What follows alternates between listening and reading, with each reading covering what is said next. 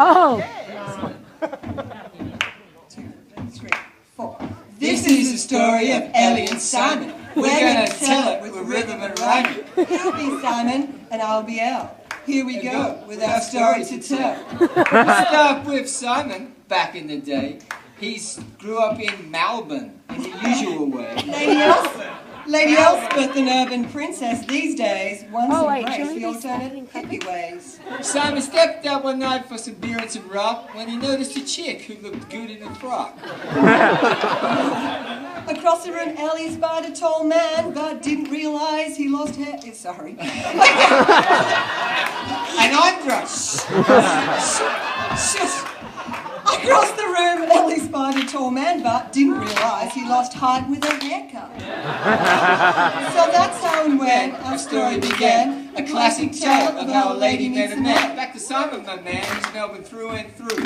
He's cricket and cycling and prop Italian too. Ellie's tea and cake and really quite artsy, but watch out, my friend, she's a grammar Nazi. He says Ellie, she says Ellie. He likes to watch the Tour de France on the telly. He says Simon, she says Simon, there's this one cool thing I wish you'd buy me. He wears flannels and skinny leg pants. She writes stuff and has lived in France. He sports a beard and a mow and a fro. He's a Libra, she's a Leo.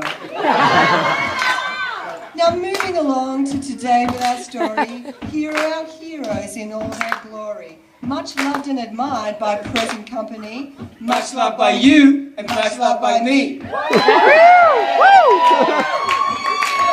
Now our story doesn't end here, although this is bliss. It ends with a hug and it ends with a kiss. We wish them love and we wish them luck. And we hope they go home and have a nice snuggle. So that's how the story began.